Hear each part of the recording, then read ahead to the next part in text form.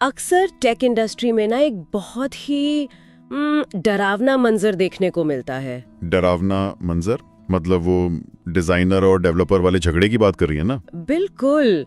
मतलब एक डिजाइनर हफ्तों तक मेहनत करता है, रातों की नींद खराब करके स्क्रीन पर एक बेहद खूबसूरत और बेदाग यूजर इंटरफेस तैयार करता है। हाँ, और डिजाइन फाइल में तो हर एक शैडो, हर एक पिक्सल एकदम परफेक्ट होता है। सही कहा। लेकिन फिर कुछ हफ्तों बाद जब वो असल ऐप या वेबसाइट लाइव होती है ना, और डिजाइनर उसे अपने फोन पर खोलता है तो उसे देखकर एक गहरा धक्का लगता है। अरे बहुत बड़ा धक्का लगता है। बटन का आकार अजीब सा होता है, फॉन्ट की लाइन हाइट पूरी तरह बिगड़ चुकी होती है। हाँ, और जो एनिमेशंस डिजाइन किए थे वो बहुत ही झटकेदार महसूस होते हैं। फिर डिजाइनर सोचता है कि यार डेवलपर ने मेरा सारा काम बर्बाद कर दिया। और दूसरी तरफ डेवलपर सोच रहा होता है कि डिजाइनर ने ऐसी चीजें बना दी जिन्हें असल में कोड करना नामुमकिन था। एग्जैक्टली ये जो खाई है ना, ये जो डिजाइन फाइल और लाइव कोड के बीच का तनाव है, आज की इस गहरी चर्चा में हम इसी का विश्लेषण करेंगे। और ये तनाव ना सिर्फ दो अलग अलग विभागों की समस्या नहीं है, ये टेक इंडस्ट्री की सबसे महंगी गलतियों में से एक है। बिल्कुल। करोड़ों रुपए के प्रोजेक्ट्स अक्सर इसी कम्युनिकेशन गैप की वजह से फेल हो जाते हैं। हाँ, जो चीज स्क्रीन पर अच्छी दिख रही थी वो असल यूजर्स के हाथों में पहुंचने के बाद पूरी तरह टूट जाती है। ठीक है, आइए इसको डिटेल में समझते हैं। आज के इस स्रोत सामग्री के गहरे विश्लेषण का हमारा जो मुख्य मिशन है वो इसी खाई को पाटना है। बिल्कुल। और जो लोग अभी तकनीकी डिजाइन और डेवलपमेंट की दुनिया में अपना करियर शुरू कर रहे हैं, उनके लिए तो ये चर्चा बहुत ही अहम होने वाली है। हाँ, तो आज हमारी चर्चा का आधार एक बहुत ही शानदार स्रोत है। एक किताब है डिजाइन यूजर इंटरफेस और उसका चैप्टर 28 जिसका नाम है डेवलपर हैंड ऑफ। इस चैप्टर में ना डिजाइन को कोड में बदलने की जो पूरी प्रक्रिया है उसे बहुत बारीकी से समझाया गया है। और मजे की बात यह है कि इसमें केवल ये नहीं बताया गया कि क्या करना है, बल्कि ये समझाया गया है कि ये प्रक्रिया असल में कैसे काम करती है। हाँ, इस चैप्टर की सबसे बड़ी खासियत यही है, ये डेवलपर हैंड ऑफ शब्द की ना असलियत को सामने लाता है। क्योंकि इंडस्ट्री में ये शब्द बहुत आम है, लेकिन इसकी वजह से एक बहुत ही गलत मानसिकता पैदा हो गई है। बिल्कुल, एक भ्रम सा बन गया है। हाँ, मतलब जब हैंड ऑफ शब्द कान में पड़ता है ना, तो दिमाग में सबसे पहली तस्वीर एक रिले रेस की बनती है। हाँ, वो ट्रैक एंड फील्ड वाली रिले रेस। हाँ, वही। रिले रेस में क्या होता है, एक धावक पूरी ताकत से दौड़ता हुआ आता है, अपना बैटन दूसरे धावक के हाथ में थमाता है और फिर खुद ट्रैक से बाहर होकर गहरी सांस लेता है। मतलब उसकी जिम्मेदारी वहीं खत्म हो जाती है। एग्जैक्टली। और डिजाइन इंडस्ट्री में भी एक ऐसा ही भ्रम फैला हुआ है। लोगों को लगता है कि डिजाइनर का काम बस एसेट्स को काटकर जिप फाइल में डालना और डेवलपर को ईमेल कर देना है। हाँ, और उसके बाद डिजाइनर अपने अगले प्रोजेक्ट पे चला जाता है और ये मान लेता है कि डेवलपर खुद ही सब कुछ संभाल लेगा। यहाँ सबसे दिलचस्प बात यह है कि स्रोत सामग्री के अनुसार ये रिले रेस वाली मानसिकता ही सारे खराब प्रोडक्ट्स की जड़ है। मतलब ये जो अप्रोच है ये पूरी तरह गलत है। 100% गलत है। किताब साफ शब्दों में कहती है कि डिजाइनर की जिम्मेदारी फाइल एक्सपोर्ट करने के साथ खत्म नहीं होती, बल्कि वहां से तो काम का एक नया और सबसे जटिल चरण शुरू होता है। तो डिजाइन को सिर्फ सौंपना नहीं है, बल्कि उसके लाइव होने तक उसकी देखभाल करनी है। बिल्कुल, इसे रिले रेस नहीं बल्कि एक 3 लेग्ड रेस मानना चाहिए, जहां डिजाइनर और डेवलपर के पैर एक साथ बंधे हुए हैं। अगर एक गिरेगा तो दोनों गिरेंगे। वाह, ये एनालॉजी बहुत सटीक है। इसी वजह से स्रोत में इस बात पर बहुत जोर दिया गया है कि डिजाइनर्स को QA यानी क्वालिटी एश्योरेंस प्रक्रिया में एक बहुत ही सक्रिय भूमिका निभानी चाहिए। हाँ, क्योंकि जब डेवलपर पहली बार कोड लिखता है तो वो बस एक कच्चा ड्राफ्ट होता है। बिल्कुल, और डिजाइन टूल चाहे वो कोई भी सॉफ्टवेयर हो, वो एक नियंत्रित वातावरण है। वहां नेटवर्क की कोई समस्या नहीं है, डिवाइस के अलग अलग स्क्रीन साइज की कोई फिक्र नहीं होती। सही बात है। लेकिन असली दुनिया में जब वही डिजाइन कोड बनकर एक मोबाइल फोन पर रेंडर होता है तो वहां भौतिक विज्ञान के नियम लागू हो जाते हैं। एग्जैक्टली। इसे थोड़ा और गहराई में जाकर समझते हैं। हाँ, जैसे जब एक डिजाइनर अपने 27 इंच के 4K मॉनिटर पर माउस कर्सर से किसी बटन पर क्लिक करता है ना, तो वो अनुभव बहुत अलग होता है। क्योंकि कर्सर का पॉइंटर बहुत सटीक होता है। बिल्कुल। लेकिन जब वही बटन एक 6 इंच के मोबाइल स्क्रीन पर आता है और कोई इंसान अपने अंगूठे से उसे टैप करने की कोशिश करता है, तो कई बार टैप रजिस्टर ही नहीं होता।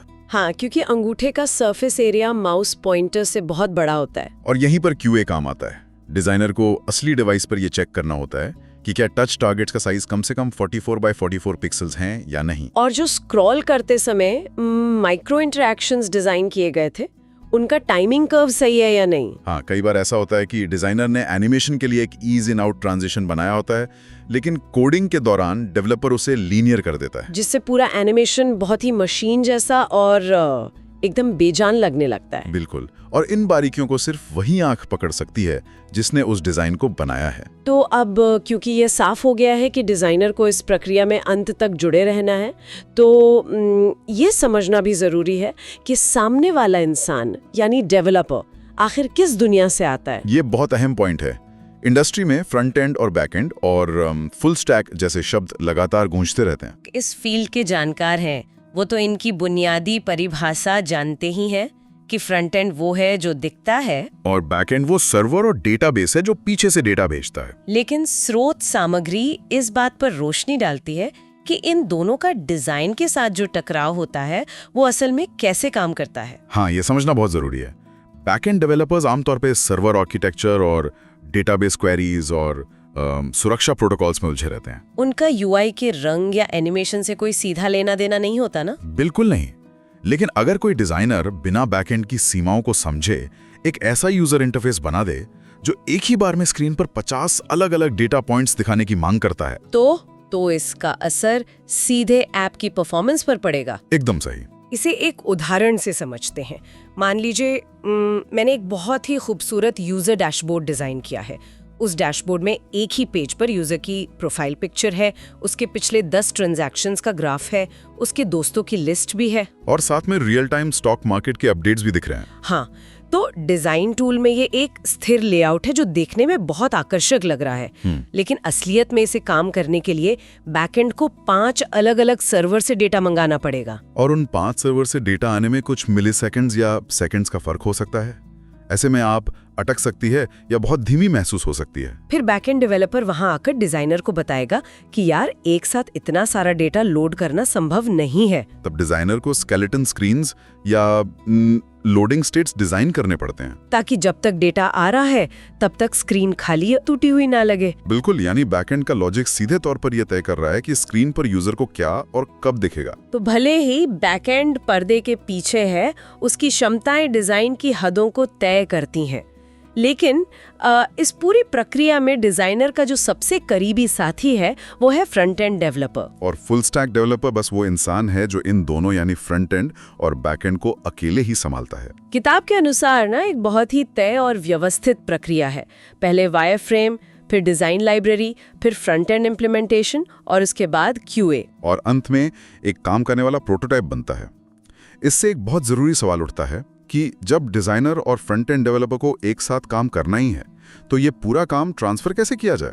सबसे बड़ी गलती जो अक्सर देखी जाती है वो ये है कि डिजाइनर अपनी पूरी की पूरी डिजाइन फाइल डेवलपर को भेज देता है। हाँ, जिसमें 100 से ज्यादा अलग अलग आर्ट बोर्ड्स और स्क्रीन्स होती हैं और बस कह देता है इसे बना दो। ये तो ऐसा हुआ जैसे किसी को एक पूरी कार बनाने के लिए कह दिया जाए लेकिन उसे पुर्जों की कोई लिस्ट न दी जाए, बस कार की एक तस्वीर थमा दी जाए। बिल्कुल, डेवलपर को हर स्क्रीन में जाकर मैन्युअली देखना पड़ेगा कि बटन का रंग क्या है, टेक्स्ट का साइज क्या है, जो कि बहुत ही फ्रस्ट्रेटिंग है। इसीलिए स्रोत सामग्री स्पष्ट रूप से निर्देश देती है कि ऐसा कभी नहीं करना चाहिए। शुरुआत हमेशा एक डिजाइन लाइब्रेरी से होनी चाहिए। जरूरी नहीं कि ये कोई बहुत बड़ा और जटिल डिजाइन सिस्टम हो जिसमें हजारों रूल्स हो। हाँ, एक बुनियादी लाइब्रेरी भी काफी है, लेकिन उसका होना अनिवार्य है। इस लाइब्रेरी का कॉन्सेप्ट ना बहुत ही लॉजिकल है। इसे एक विजुअल कॉन्ट्रैक्ट की तरह देखा जा सकता है। ये सिर्फ एक स्टिकर शीट नहीं है जहां सारे बटन बस एक जगह रख दिए गए हों। बिल्कुल, ये डिफाइन करता है कि कोई एलिमेंट अलग अलग स्थितियों में कैसे बर्ताव करेगा। एक साधारण बटन की बात करें, वो सामान्य स्थिति में कैसा दिखेगा, जब कोई उस पर माउस लेके जाएगा यानी हॉवर स्टेट, तब कैसा दिखेगा, जब उसे क्लिक किया जाएगा तब उसका रंग कैसे बदलेगा, और अगर वो बटन डिसेबल्ड है तो वह कैसा दिखेगा। ये सब कुछ एक ही जगह पर परिभाषित होना चाहिए। इससे आप में स्थिरता सुनिश्चित होती है। हाँ, अगर लाइब्रेरी सही से बनी है तो डेवलपर को पूरे ऐप के लिए बटन का कोड सिर्फ एक बार लिखना पड़ेगा। वो एक बार CSS क्लास बना लेगा और फिर उसी बटन को 100 अलग-अलग स्क्रीन्स पर आसानी से इस्तेमाल कर सकेगा। किताब में ना एक बहुत ही कारगर टिप दी गई है। डिजाइन टूल्स के अंदर ही इन एलिमेंट्स के ठीक बगल में उनके CSS स्निपेट्स या स्पेसिफिकेशंस लिख देने चाहिए। बिल्कुल, इससे काम बहुत आसान हो जाता है। यहाँ आकर बात सच में बहुत रोचक हो जाती है, क्योंकि जब हम स्पेसिफिकेशंस निकालने की बात करते हैं ना, तो इंसानी आंखों पर पूरी तरह भरोसा नहीं किया जा सकता। और यहीं पर द टूल्स की दुनिया शुरू होती है। स्रोत में स्केच, क्लाउड फिग्मा, एवोकोड, जेपलिन और इन्विजन इंस्पेक्ट जैसे टूल्स का जिक्र किया गया है। तो ये टूल्स आखिर करते क्या हैं? ये समझना बहुत जरूरी है। ये टूल्स डिजाइन फाइल के अंदर मौजूद XML या JSON डेटा को पढ़ते हैं। मतलब डिजाइन फाइल में जो एक लाल रंग का रेक्टेंगल दिखता है वो असल में कोड का ही एक रूप है। हाँ, जिसमें कोऑर्डिनेट्स और रंग के हेक्स कोड्स छिपे होते हैं। ये टूल्स उस डेटा को पास करते हैं और उसे फ्रंट एंड डेवलपर्स की भाषा में बदल देते हैं, यानी CSS या Swift या XML लेआउट्स में। बिल्कुल। इससे मार्जिन्स, पैडिंग, फॉन्ट साइज और रंगों की जानकारी बस एक क्लिक में मिल जाती है। यहाँ ना एक पल रुककर एक सवाल पे गौर करते हैं। अक्सर कई डिजाइनर्स ये सोचते हैं कि अगर कोई डिजाइन बनाने में थोड़ी सी चूक हो गई, जैसे कोई ऑब्जेक्ट अलाइनमेंट ग्रिड से एक पॉइंट खिसक गया है, तो क्या फर्क पड़ता है? हाँ, लोग सोचते हैं कि डेवलपर भी तो इंसान है, वो देखकर समझ जाएगा कि इसे बीच में रखना है और वो कोड में उसे खुद ही ठीक कर लेगा। हाँ, इस हद तक पिक्सल परफेक्शन के पीछे क्यों भागना? ये एक बहुत ही खतरनाक मानसिकता है जिसका जिक्र किताब में साफ तौर पर किया गया है। ये समझना होगा कि ये हैंड ऑफ टूल्स कोई आर्टिफिशियल इंटेलिजेंस नहीं है जो डिजाइनर के इरादों को समझ सके। वो तो बस मशीनें हैं जो लिटरल वैल्यूज निकालती हैं। बिल्कुल।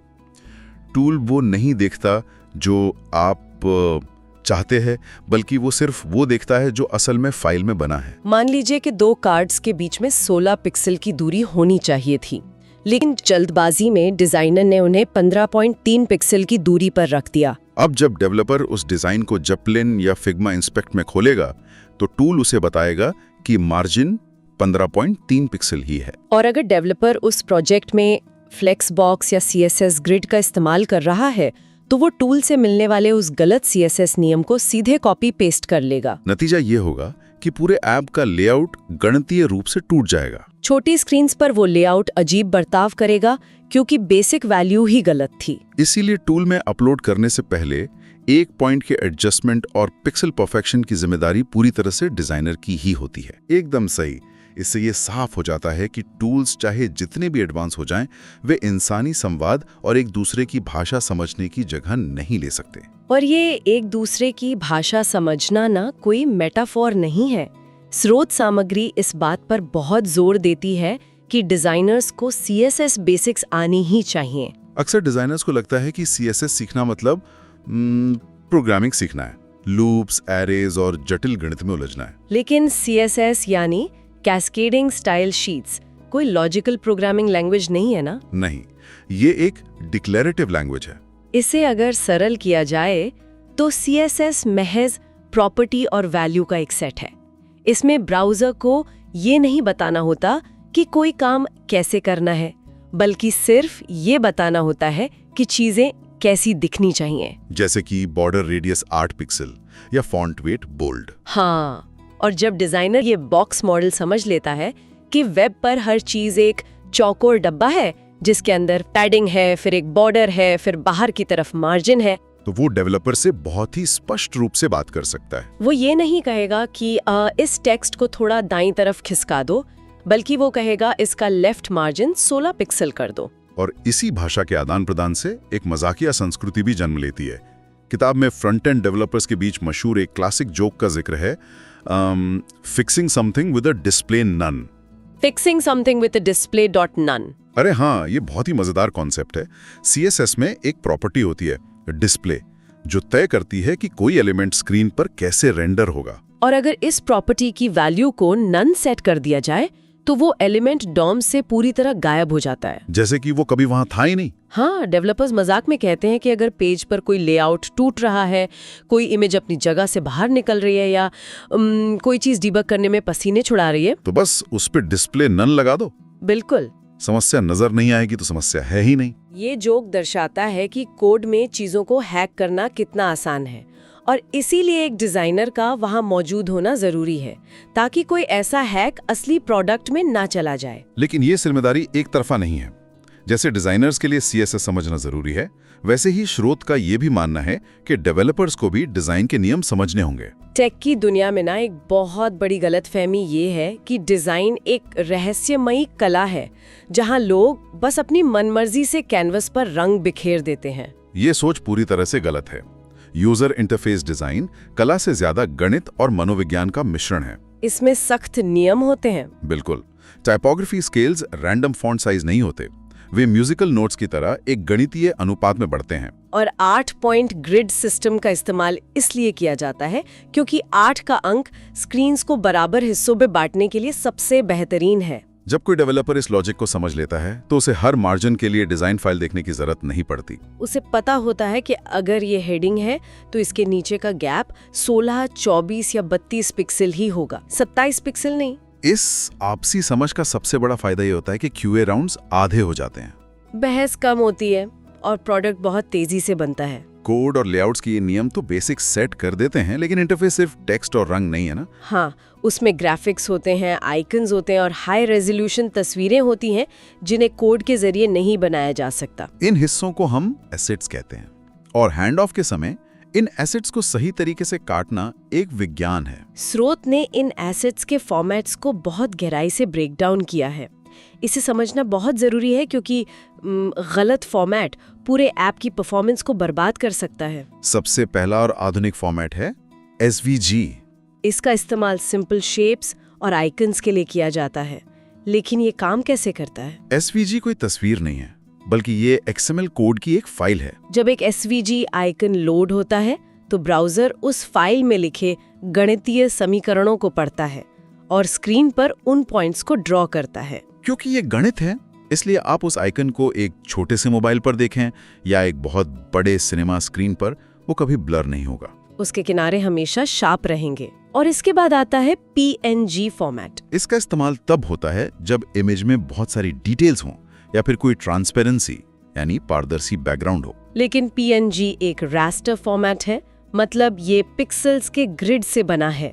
इसे बड़ा करने पर ये फटने लगेगा। और यहीं पर स्रोत एक बहुत ही क्रिटिकल बात सामने रखता है, हाई डेंसिटी स्क्रीन्स के लिए एसेट्स एक्सपोर्ट करना। आज के जमाने के आधुनिक फोन्स और लैपटॉप्स में रेटिना या हाई डेंसिटी स्क्रीन्स होती हैं। इसका मतलब है कि वो स्क्रीन्स 1 इंच के अंदर सामान्य स्क्रीन्स के मुकाबले 2 गुना या 3 गुना ज्यादा पिक्सेल्स ठूंस देती हैं। अगर 100 बाय 100 साइज की PNG इमेज को एक हाई डेंसिटी स्क्रीन पर लोड किया जाए तो वो स्क्रीन उस इमेज को 200 बाय 200 पिक्सेल्स के एरिया में फैला देगी। नतीजा, इमेज एकदम धुंधली और ब्लर दिखेगी। इसलिए डिजाइनर्स को हमेशा हर PNG फाइल का एक 2 गुना बड़ा वर्जन यानी @2x वर्जन भी एक्सपोर्ट करके देना होता है, ताकि आधुनिक स्क्रीन्स पर हर पिक्सल क्रिस्प दिखे। और अंत में है JPG फॉर्मेट। ये तस्वीरों और भारी फोटोग्राफ्स के लिए सबसे बेहतरीन है, जहाँ लाखों रंगों का मिश्रण होता है और फाइल साइज को छोटा रखना जरूरी होता है। फाइल साइज को छोटा रखने की बात पर अक्सर एक बहस छिड़ जाती है। हाँ, एसेट्स को एक्सपोर्ट करने के बाद उन्हें ऑप्टिमाइज करना यानी उनका साइज कम करना पड़ता है।